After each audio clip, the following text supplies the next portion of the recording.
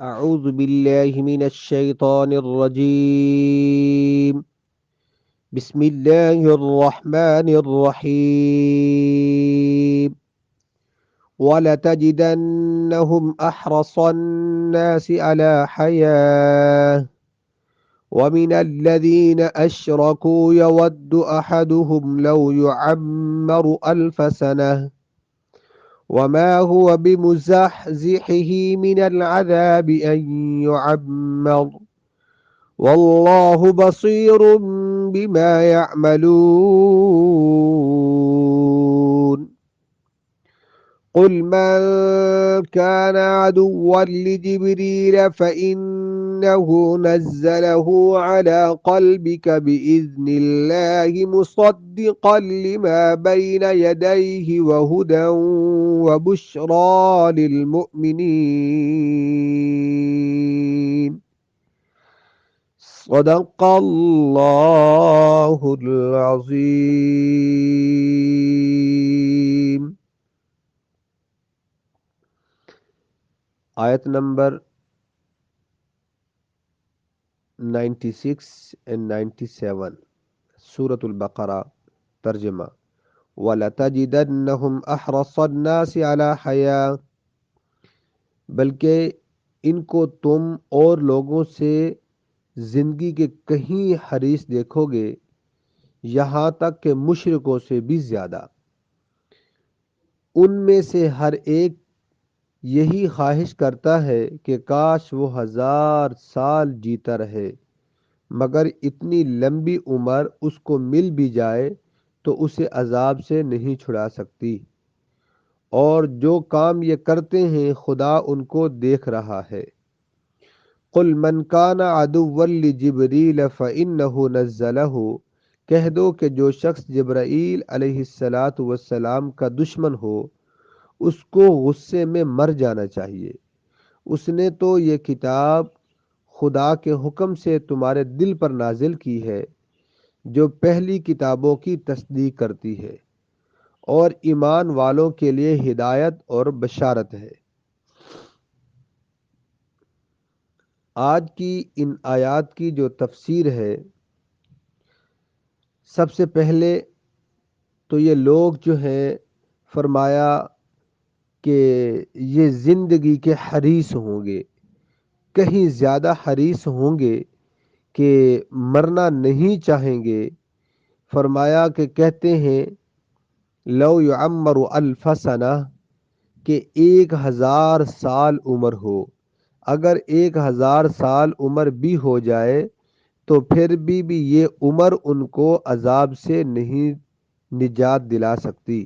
جب انسان کو اس کی لمبی عمر عذاب سے نجات نہیں دلا سکتی تو پھر اس کا فائدہ کیا ہے؟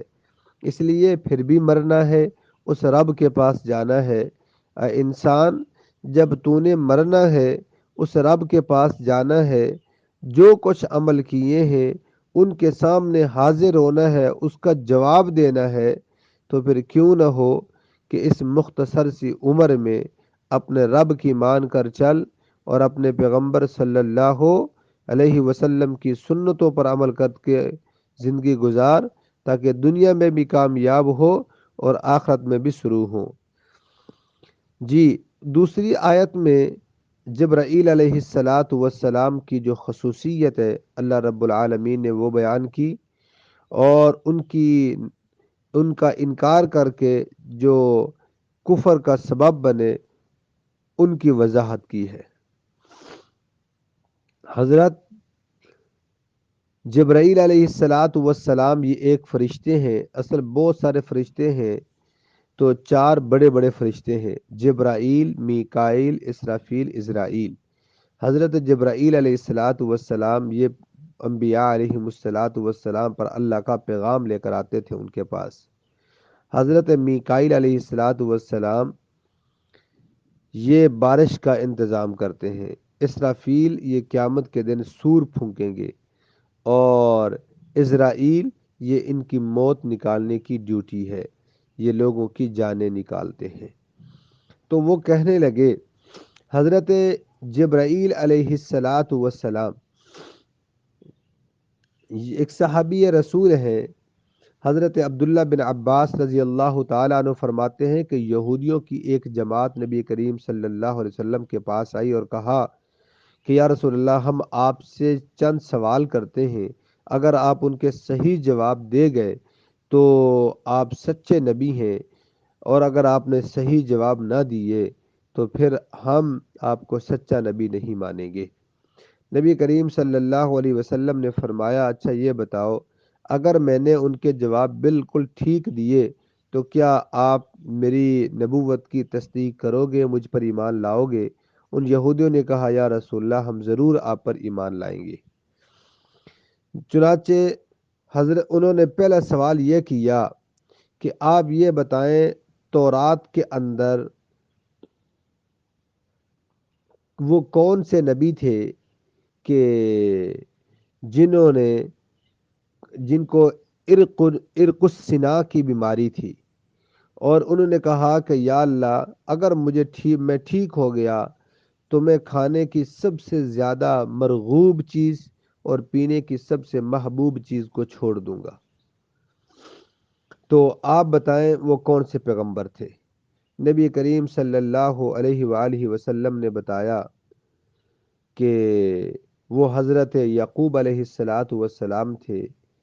ان کو عرق السنا کی بیماری لاحق ہوئی، سخت بیمار ہوئے، انہوں نے نظر مانی کہ یا اللہ، مجھے اگر شفا دے دے تو میں کھانے کی جو سب سے مرغوب چیز ہے میں اس کو چھوڑ دوں گا۔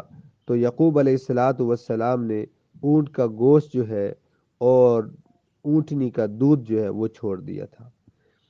اس پہ فرمایا نبی کریم صلی اللہ علیہ وسلم نے، تمہیں اللہ کی قسم سچ بتاؤ کہ موسیٰ علیہ السلام پر جو تورات کتاب نازل ہوئی، قسم ہے اس کی کہ سچ بتاؤ کہ یہ بات ایسے تھی یا نہیں، تورات میں ایسے موجود تھی یا نہیں؟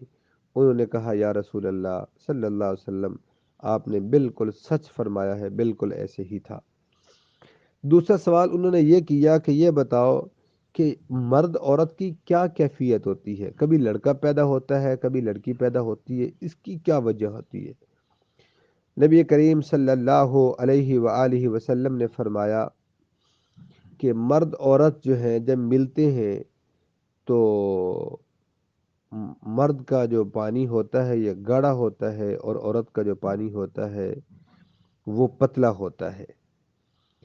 تو ان میں سے جس کا پانی جو ہے وہ غالب آ جائے، اگر مرد کا غالب آ جائے تو لڑکا پیدا ہوتا ہے، اگر عورت کا پانی غالب آ جائے تو لڑکی پیدا ہوتی ہے۔ تمہیں اللہ کی قسم جس کے سوا کوئی معبود برحق نہیں ہے، سچ بتاؤ میرا یہ جواب درست ہے یا نہیں؟ سب نے قسم کھا کر کہا کہ بے شک آپ نے صحیح ارشاد فرمایا، تورات کے اندر ایسے ہی موجود ہے۔ تیسرا سوال انہوں نے یہ کیا کہ آپ یہ بتائیں کہ تورات میں امی، اس نبی کو جس نبی کو امی کہا گیا، اس کی کون سی نشانیاں موجود ہیں اور ان پر وحی کون لے کر آتا ہے؟ آپ صلی اللہ علیہ وسلم نے فرمایا کہ جس نبی کو تورات میں امی کہا گیا ہے، اس کی نشانی یہ بتائی گئی ہے کہ آنکھیں جب اس کی سوئی ہوئی ہوں تو دل اس کا جاگتا ہے، یعنی اللہ کے ذکر سے دل ان کا اللہ کا ذکر کرتا رہتا ہے۔ اور اب جو ہے آپ صلی اللہ علیہ وسلم نے فرمایا کہ بتاؤ میں نے سچ بتایا؟ انہوں نے کہا آپ نے بالکل سچ بتایا، جیسے تورات میں موجود ہے ویسے ہی آپ نے بتایا۔ اب دوسری شک کہ وحی کون لے کر آتا ہے، تو آپ صلی اللہ علیہ وسلم نے فرمایا کہ جبرائیل علیہ السلام جو تمام انبیاء علیہ السلام پر وحی لے کر آتے تھے، اور مجھ پر بھی وہی جبرائیل علیہ السلام وحی لے کر آتے ہیں۔ انہوں نے کہا اللہ کی قسم آپ نے بالکل سچ بتایا، ایسے ہی تورات کے اندر موجود ہے، لیکن ہم جبرائیل علیہ السلام کو نہیں مانتے، یہ ہمارا دشمن ہے۔ یعنی ویسے جب انسان کو ہیلے بہانے کرنے پہ آ جائے کہ بھائی میں اس کو نہیں مانتا، میں یہ آدمی کو نہیں مانتا کیونکہ یہ کالا ہے، میں اس کو نہیں مانتا کیونکہ یہ گورا ہے، بس ویسے ہی ہیلے بہانے جو شروع کر دیے کہ جبرائیل دشمن ہے۔ کیوں دشمن ہے؟ اس لیے کہ وہ سخت خونریزی کی باتیں وغیرہ لے کر آتا ہے۔ اور میکائیل اگر وہی لے کر آتا تو پھر ہم مان لیتے، کیونکہ وہ بارش، رحمت کی بارش نازل کرتا ہے، تو وہ پیار کی باتیں کرتا ہے، ہم اس کی تصدیق کرتے ہیں، جبرائیل کی نہیں کرتے۔